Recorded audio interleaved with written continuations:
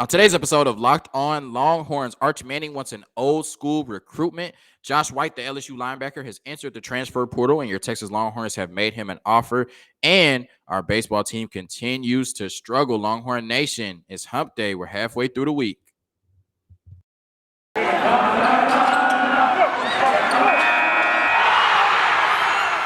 are Locked On Longhorns, your daily podcast on the Texas Longhorns. Part of the Locked On Podcast Network, your team every day.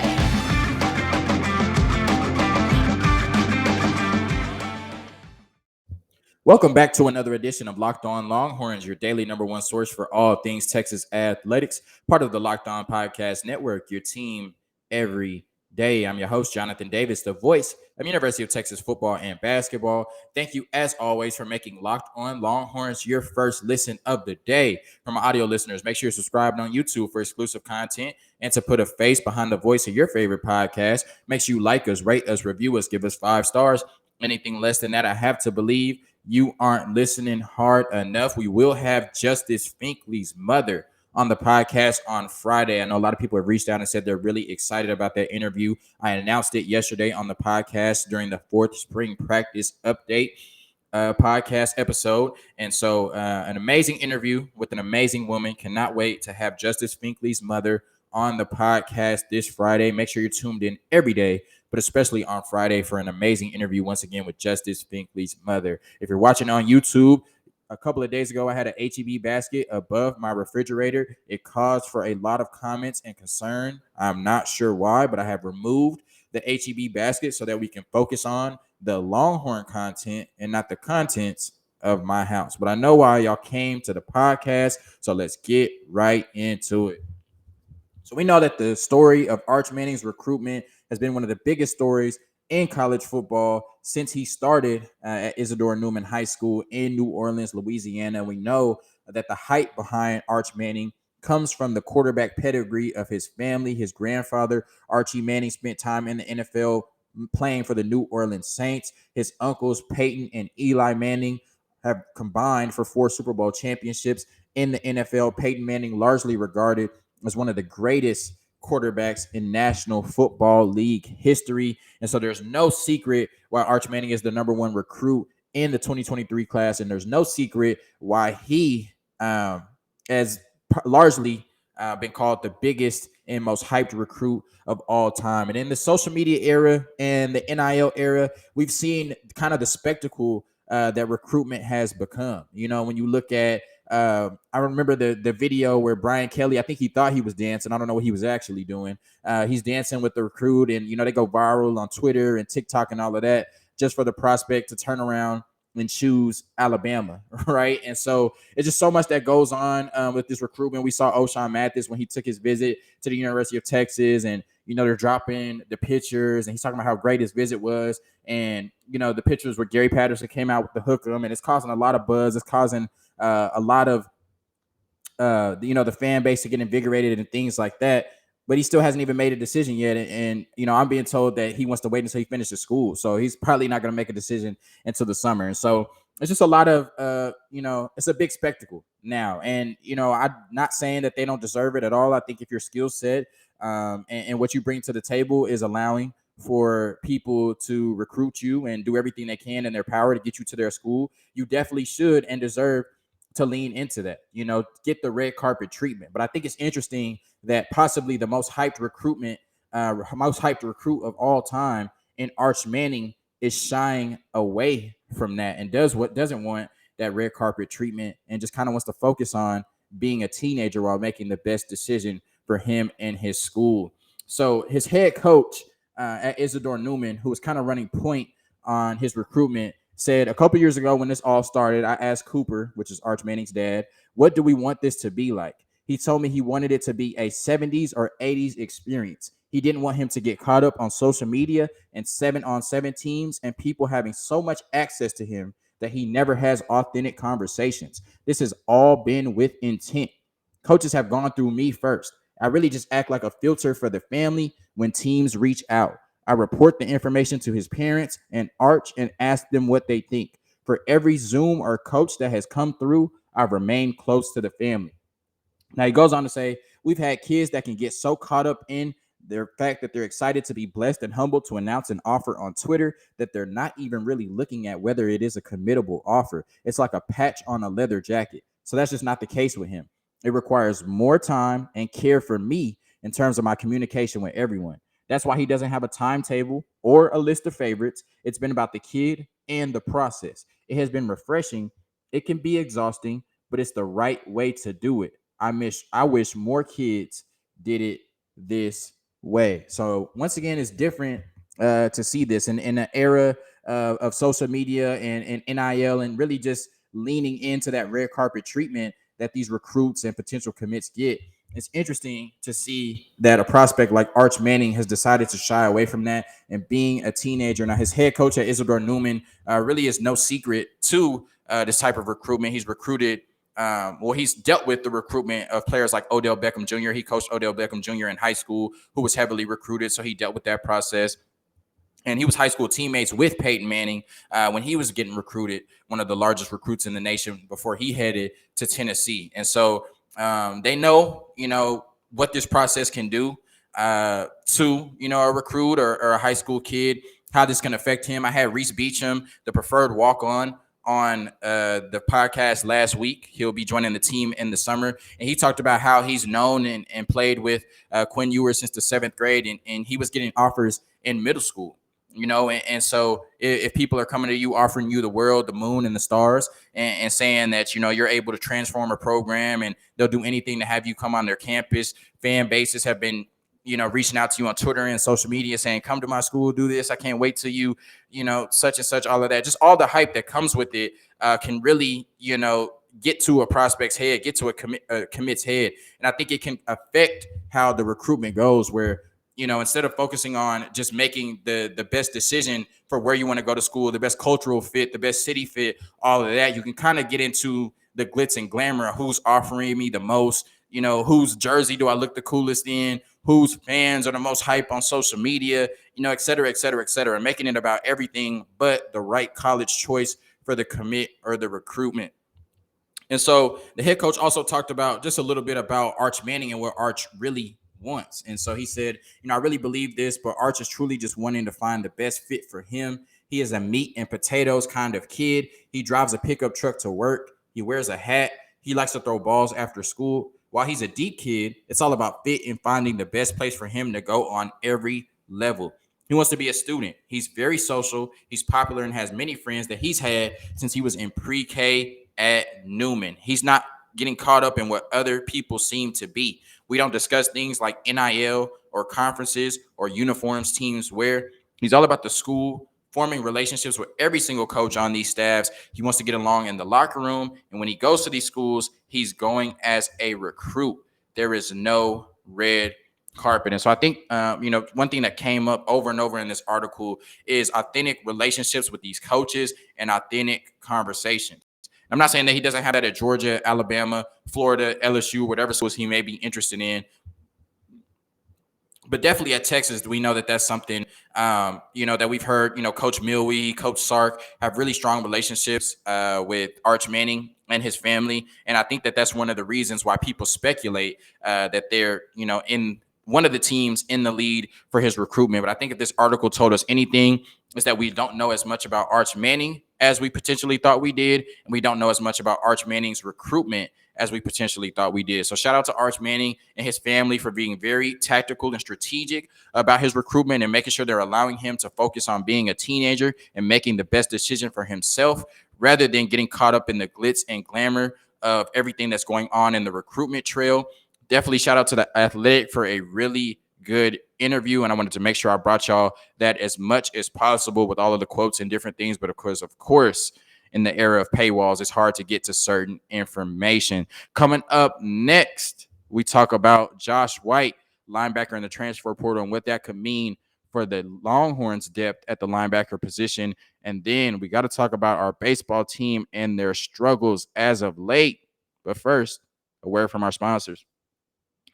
The NCAA tournament has me losing money left and right. I need to try out Stat Hero because Stat Hero's NCAA single game pick'ems pits the star players against each other in an amazing hybrid between fantasy and sports gambling. Take control back from those handicappers that always seem to have the advantage. Start focusing on the players you know best with a gameplay that doesn't rely on big spreads, long odds, or funky props. Stat Hero gives you the advantage, resulting in their gamers winning 4 times more often. Why? Because Stat Hero eliminates the mystery about who or what you are going up against. In addition to their pick'em games, they also have dozens of lineups you can comb through to take on head-to-head. Stat Hero is the easiest and fastest way to get your sports action fix. The simple, sleek gameplay will have you playing in minutes. Sign up for free right now at stathero.com/locked-on and use promo code locked-on for a 100% deposit match. That's stathero.com/locked-on for a 100% match. stathero.com/locked-on, promo code locked-on. Terms and conditions apply. All of this talking has me hungry, and whenever I'm hungry, I make sure I have a Built Bar, especially the Puffs, because Puffs are the first ever protein infused marshmallow. They're fluffy, they're marshmallowy, and they're not just a protein bar, they're a treat covered in 100% real chocolate. Yes, all Built Bars are covered in 100% real chocolate, including the Puffs. And with flavors like yummy cinnamon churro, coconut marshmallow, and banana cream pie, I guarantee you these are going to be your new favorite. Low calorie, high protein. Replace your candy bars with these. At Built Bar, they are all about the taste. They make it taste delicious first and then figure out how to make it healthy. And I don't know how, but they pull it off every single time. Go to built.com, use promo code LOCKED15 and get 15% off your order. Use promo code LOCKED15 for 15% off at built.com. So Josh White, LSU linebacker, has entered the transfer portal. This is a player that was in the 2020 recruitment class, and Tom Herman and his staff were heavily keyed in on him before he ultimately made his decision to head to LSU and Baton Rouge. And when we look at the linebacker position at the University of Texas, I think right now it's one of the positions that's lacking depth, and really at this point, just one of the least depth having position groups at the University of Texas, and probably one of our weakest position groups right now. Of course, you do have players like Agent Zero. It looks like Jalen Ford and David Jabinda have had really good practices. We know that Luke Brockermeyer is recovering from a torn ACL, so it remains to be seen when he'll be able to get back on the field. But definitely, you want to bring in some reinforcements to that linebacker group if you can. They did bring in a 3-star recruit, but I'm not sure he'll be able to make much of an impact this year. Also, they're looking at D. Ricky Wright out of Vanderbilt in the transfer portal. I haven't heard much about him making a decision, so I'm not sure where the Longhorns stand on that. And so now you have Josh White, who has entered the transfer portal, and your Texas Longhorns have made him an offer. Some other schools that have offered him so far since he entered the transfer portal 2 days ago: Baylor, Miami, TCU, and USC, just to name a few. And so the former 4-star recruit, who once again Tom Herman and his staff were really keyed in on, were unable to get him before he went to LSU. He's appeared in 10 games for the LSU Tigers, only amassing 6 total tackles so far. So hopefully his best football is ahead of him. He did not play in 2021 due to a myriad of injuries. And so hopefully he has a cleaner bill of health if he comes to Texas or wherever school he goes to moving forward. And so he talked about really just wanting to be able to go to a place where he can make an immediate impact on the field and compete for a starting job. And I'm not sure if he'll be able to win a starting job at the University of Texas, but he definitely can come in and make an immediate impact and get a lot of playing time. Once again, this is just a position group right now for the University of Texas that does not have a lot of depth, and it remains to be seen outside of Agent Zero. And I have to mention one of my subscribers who said that Agent Zero wasn't as great as everybody thought he was last year, and he looks like a point guard. You know, I talked about him coming into at 221 pounds to the spring. So I just thought that was hilarious. I had to mention that on the podcast.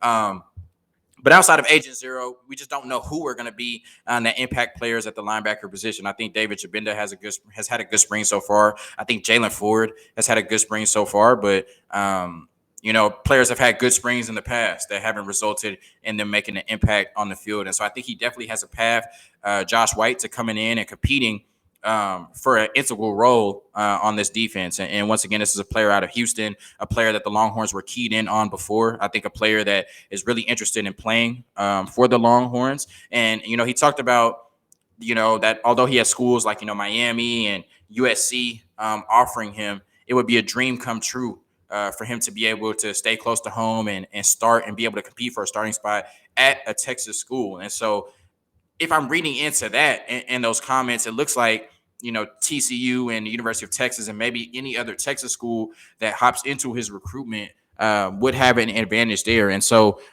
just with his history with Texas recruiting him, and I think them probably being one of his top choices outside of LSU, I think that they really have a good chance to bring him in. Now, he does say he wants to take his time with his recruitment and probably not make a decision until over the summer.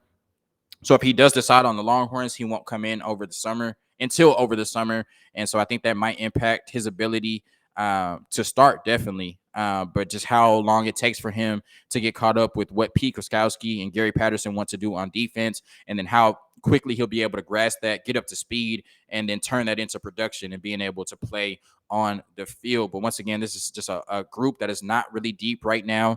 And I think if Josh White is able to come in and definitely could get some playing time over the next couple of years. We know this is probably Agent Zero's last year at the 40 acres. They keyed in on a lot of linebacker recruits right now, but there's no guarantee that you're not going to get a linebacker that can come in and play as a true freshman. So I definitely think, Josh White, if they can get him, he has a great chance to play over the next couple of years if he can stay healthy. And I think this adds some much needed depth from the transfer portal to your linebacker group if they can bring him in, especially if you're not able to get D. Ricky Wright in the transfer portal. So we know that Texas had one of the top transfer classes, bringing in Ryan Watts, who looks like a home run already. Once again, it's the spring, so I'm going to temper my expectations and temper my excitement. But from everything that's coming out of spring practices, he looks like a stud. Quinn Ewers, who eventually could be one of the best transfers in this class if he wins the starting job. Jaleel Billingsley, who's competing for a top tight end spot. And then Isaiah Nair, who people have been raving about as a wide receiver next to Isaiah Nair. So, next to Xavier Worthy, excuse me. So if you get a player like Josh White to shore up your linebacker depth, a player that can come in, spill Jalen Ford and Agent Zero and make some meaningful impact plays right away. And then a player like O'Shawn Mathis, who I think they're their favorites to land right now. Both, O'Shawn Mathis and Josh White plan to make a decision over the summer. So we're a couple of months away probably from that. But for everything we've been hearing in spring practices, I think this defense has been flying. This defense is going to look a lot better. I think adding Gary Patterson and his knowledge to this defense, and then just them being a lot hungrier this year, true freshmen balling out, transfers balling out, I think this defense is going to play a lot better. And if you can add a Josh White and add O'Shawn Mathis to what this defense is already looking like in spring practices, look out. Coming up next, we talk about your Texas baseball team and how they might be able to get back on track. First, a word from our sponsors. With the ever-increasing numbers of makes and models, it's now impossible for your local chain auto parts store to stock all the parts you need. Why endure often pointless or seemingly intimidating questioning and wait while the person behind the counter orders the parts on their computer, choosing the only brand their warehouse happens to carry? You have computers with access to rockauto.com at home and in your pocket. Save time and money when using Rock Auto. Rock Auto is a family business serving do-it-yourselfers for over 20 years.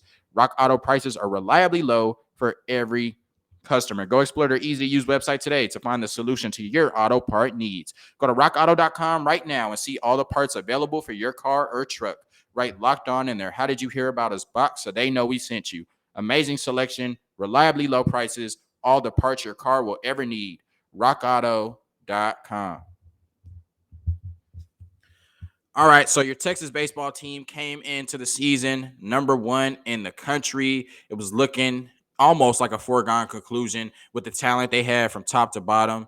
8 all Big 12 preseason performers on a list of 21 players. And so it was looking, like they're the most talented team in the country from top to bottom. And they were going to be able to have a great chance to compete for their 7th College World Series title. And things started off great. This team started off 11-0.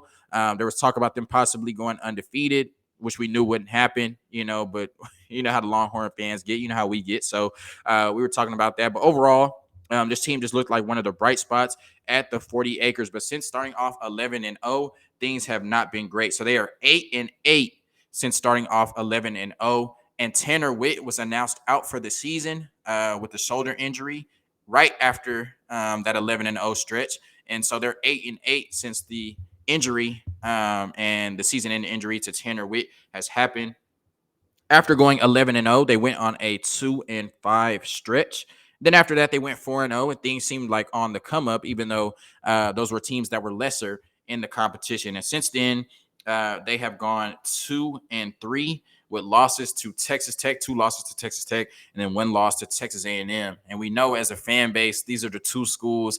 There's a few more, of course, Oklahoma, but definitely A&M and Texas Tech. I saw somebody on Twitter said, I don't even want to lose to them in hopscotch, and I think that's definitely true. I mean, like, we don't want to see losses to Texas Tech or Texas A&M regardless. And so when you look at the last 5 games, they've given up 36 runs in those 5 games and 33 runs in 3 losses. So there are 3 losses in that 2-3 stretch. They're giving up 11 runs a game. So since Tanner Witt's season-ending injury has been announced, I just think the pitching hasn't been great. I don't think they've been able to find that third starter to be able to replace the protection that Tanner Witt was giving them. And I think also is putting a little more strain on the bullpen, as the bullpen has not been as great as they were in their first 11 games. And so in their first 11 games, they never gave up more than 4 runs in any game. The most they gave up was 4 runs. And they only did that once in their first 11 games. In the last 16 games, they've given up 4 or more runs in 11 of 16 games. So in their first 11 games, they did not give up more than 4 runs at all. They gave up 4 runs once. In their last 16 games, they've given up 4 or more runs 11 out of 16 times. So definitely they're going to have to get back to the basics on the pitching, focus on getting outs, and, just being able to close games. We saw 2 times against Texas Tech. They won on a walk-off, steal, which is crazy, and then a walk-off grand slam. So the pitching has to get better. I think the offense has, still been pretty consistent, but you have to pick up your pitching. That's just what makes baseball touch. If your pitching staff gives up 10 runs, you got to score 11, and so continue to be able to hit and pick up their pitching. The pitching has to be better. And overall, they just have to be better at closing games. And, being better about facing off against tough, competition. After they swept Alabama and beat LSU and LSU and Tennessee, they haven't been great against Power 5 conference teams. Like I said, losing to Texas State, who's not a Power 5 conference team, but, a D1 school, losing to Texas Tech, losing to Texas A&M, losing to UCLA, losing to College of Charleston. So hopefully this team can get back on track. I think they've just been spiritually defeated in the last 16. And then when you start to lose games like this, when you come in and you're reading all of the tea leaves, it can affect how you play when things don't go well as you thought they would. And so this was the preseason favorite to win it all. And now they're looking shaky, 8-8 in their last 16 games. So they're going to have to find that spiritual resolve and be able to use this as a rallying moment and continue to get back on track and then continue to dominate for the rest of the season like they did the first 11 games. Now they have the weekend series coming up against Oklahoma in Arlington, Texas at Globe Life Field. I will be in the building for the Saturday game at noon. If you see me, give a holler, and hopefully they can get back on track against a hated rival in the Oklahoma Sooners. Thank you for tuning in to Locked On Longhorns and making this your first listen of the day. Of course, part of the Locked On Podcast Network, your team every day. Tomorrow we'll have the 5th spring practice updates after spring practice, the 5th one for the Texas Longhorns. And of course, once again on Friday, Justice Finkley's mother will be on the podcast. Make sure you're tapped into that. Longhorn Nation, thank you for all the love and support. Peace.